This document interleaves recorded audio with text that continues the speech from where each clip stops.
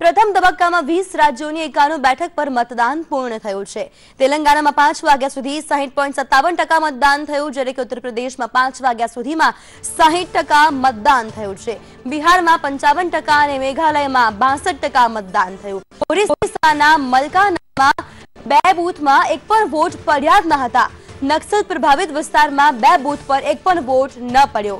केंद्रीय मंत्री नितिन गडकरी महाराष्ट्रना नागपुरथी मतदान कर्યું।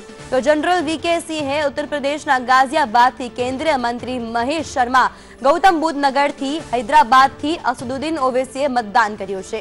14 કરોડ 20 લાખ મતદાતાઓએ મતદાન કરીને ઉમેદવારનું ભાવિ ઈવીએમમાં સીલ કર્યું છે।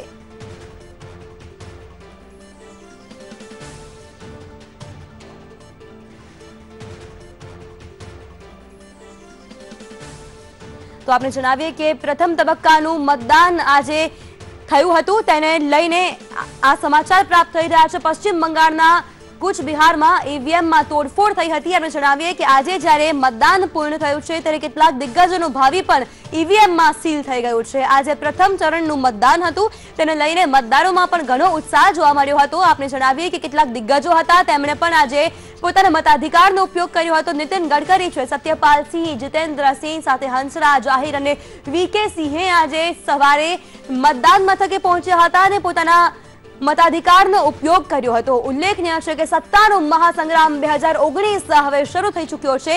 લોકસભાની ચૂંટણી માટેનું આજે પ્રથમ તબક્કાનું મતદાન હતું। આપને જણાવીએ કે 51 બેઠક પરનું આ મતદાન હતું, તેને લઈને હવે 6 વાગે મતદાન પૂર્ણ થયું હતું। તેની જો જાણકારી આપને આપીએ તો પશ્ચિમ બંગાળમાં 85% મતદાન થયું, લખમાં 65%, આસામમાં 68% થયું, ઓરિસ્સામાં 52% થયું, જ્યારે નાગાલેન્ડમાં 70% મતદાન થયું છે। જ્યારે કેટલીક બેઠકો એવી પણ છે કે જ્યાં સવારથી એક પણ મત પડ્યો જ ન હતો। નક્સલ પ્રભાવિત જે બેઠક છે તેના પર મતદાન થયું જ ન હતું।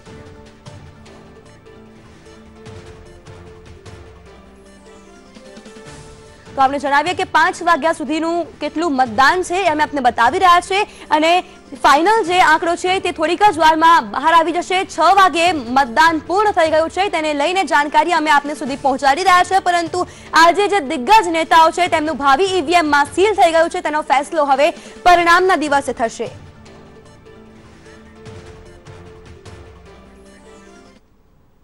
तो आज मामले संवाददाता मनोज अग्रावत माहिती आपसे। मनोज, શું કહેશો? આજે પ્રથમ તબક્કાનું મતદાન થયું હતું, કેવું મતદાન હતું, મતદારોનો ઉત્સાહ કેવો રહ્યો હતો અને કઈ જગ્યા પર કેટલું મતદાન થયું એ જાણવાનો પ્રયાસ કરીશું આપણે। જે રીતે લોકસભા અને સાથોસાથ વિધાનસભાની બેઠકોનું પણ આજે મતદાન હતું। લોકસભાના 319 ઉમેદવારો છે તે પોતાનું ભાવિ છે આજે સીલ થયું છે। સૌથી મહત્વની વાત કરીએ તો અત્યારના જે આંકડા આવી રહ્યા છે તેમાં પશ્ચિમ બંગાળમાં સૌથી બમ્પર મતદાન જે અત્યારે આંકડા આવી રહ્યા છે તેમાં સૌથી વધારે કરીએ તો 85% મતદાન પશ્ચિમ બંગાળમાં નોંધાયું છે। સાથોસાથ લક્ષદ્વીપ છે, લક્ષદ્વીપમાં પણ 68%ને પાર થઈ ગયું છે મતદાન। આસામની વાત કરીએ તો આસામમાં પણ 68% છે। ઓરિસ્સાના મલકાનગીરીમાં એક આજે જે નવો બનાવ સામે આવ્યો છે, જેમાં ઓરિસ્સાના મલકાનગીરીના જે 2 બૂથ હતા તેમાં એક પણ વોટ ન પડ્યો હતો।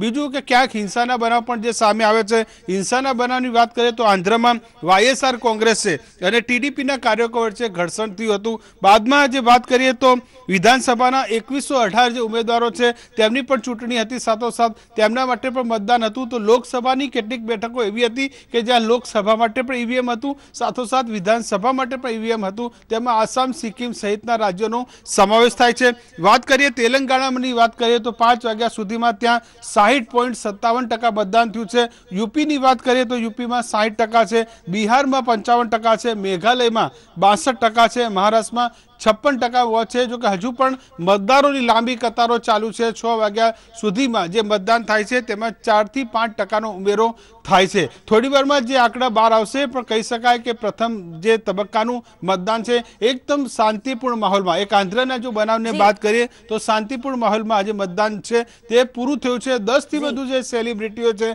તેમનું પણ ભાવિ છે કેદ થયું છે, જેમાં નાગપુરથી જે લડી રહ્યા હતા નીતિન ગડકરી, સાથોસાથ જનરલ વીકે સિંહ, અસાઉદ્દીન ઓવૈસી કે જે હૈદરાબાદથી લડે છે, આ તમામ જે દિગ્ગજો છે તેનું જે ભાવિ છે તે હાલ કેદ થયું છે। મનોજ, આપનો આભાર માહિતી આપવા માટે।